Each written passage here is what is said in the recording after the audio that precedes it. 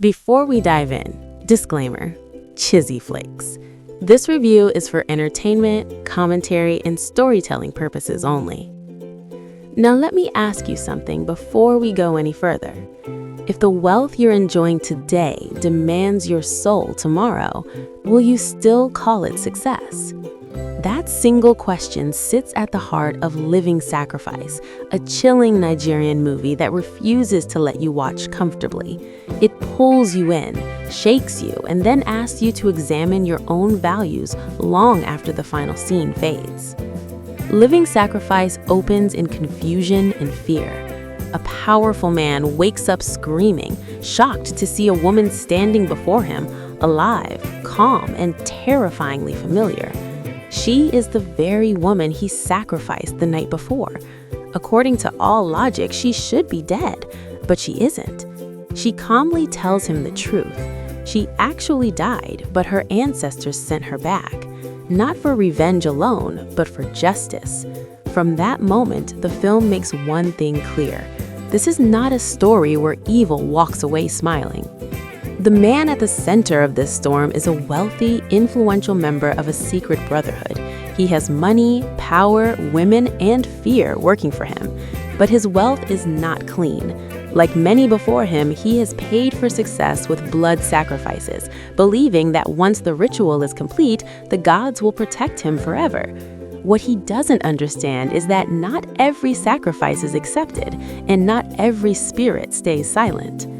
We are taken back to see how everything started. The Brotherhood demands another sacrifice after rejecting his previous one. This time, the condition is almost impossible, a virgin in her 30s. The demand sounds ridiculous, even to the cult members themselves. They argue, complain, and mock the idea, yet fear keeps them obedient. Without completing the sacrifice, the man loses spiritual protection, meaning anything can happen to him at any time. As they search desperately, testing countless women and finding none pure enough, frustration builds. It's here the film subtly mirrors society, how women's bodies are judged, reduced, inspected, and discarded, all in the name of male ambition. Eventually, fate, or karma, leads them to Chisom, a quiet but spiritually powerful woman who has chosen celibacy to preserve her gift of healing. She uses herbs, prayers, and ancestral wisdom to help people without asking for money. She is exactly what the Brotherhood wants, and exactly what they should never have touched. Chisom is kidnapped and sacrificed. The ritual appears successful. The man believes his problems are over. But Living Sacrifice thrives on irony because that sacrifice was not an act of power, it was a fatal mistake. Chisom allowed herself to die. Her spirit was never meant to rest. Her death was a doorway. From that point onward, the movie transforms into a spiritual, psychological thriller. Chisom returns, not screaming or ranting, but calm, controlled, and relentless. She appears in the man's house, cooks his meals, calls herself his wife, and ruins every sinful pleasure he tries to enjoy.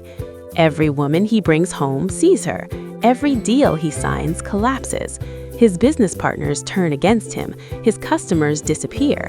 His wealth begins to rot right before his eyes. And it doesn't stop with him. The curse spreads through the Brotherhood. Containers are seized at the port, offices burn down, markets reject their owners. Wealthy men who once walked tall now beg for answers. The gods they once relied on go silent. The spiritual network they trusted collapses because Chisom's spirit has blocked their access. One by one, they realize they are facing something far greater than a ghost. They are facing judgment. What makes Living Sacrifice powerful is that Chisom is not portrayed as evil. She is not a demon. She doesn't kill randomly. She teaches, she warns, she reminds. When she beats the man, she tells him plainly, "This is how the people you hurt felt." That line hits hard. It reframes the entire story. This isn't revenge, it's balance. Desperate, the man seeks help everywhere. He runs to priests, elders, and spiritual leaders. Finally, he is taken to the shrine of a chief priestess who reveals the ultimate truth. Chisum comes from a sacred lineage that cannot be destroyed by ordinary rituals. She was not overpowered, she chose to die so she could return and destroy the cult from within. Her sacrifice was intentional, and it must not be in vain. The solution offered is brutal, but just. He must denounce the Brotherhood, lose all his wealth, and destroy the cult entirely. His punishment will include madness and poverty, but peace will return to the land. Faced with this choice, the man hesitates. Like many who benefit from corruption, he wants peace without accountability, forgiveness without consequences. Even his own brother and allies turn against him, not because he is wrong, but because his redemption would cost them their wealth too. The film makes a bold statement here. Evil survives because it is shared. When one person decides to do right, others panic because their comfort depends on his silence. As the deadline approaches, Chisum gives him one final warning: lose everything and live, or keep everything and die. The question isn't no longer spiritual, it's moral. What is a life worth when built on suffering? The ending seals the message. The Brotherhood faces destruction, power shifts, justice speaks, and living sacrifice closes not with celebration, but reflection. This movie is not just entertainment, it's a mirror. It challenges our obsession with wealth at all costs, our silence in the face of injustice, and our tendency to mock righteousness until it confronts us. The performances, especially from Kanayo O Kanayo and Chiziology, carry weight, intensity, and cultural depth.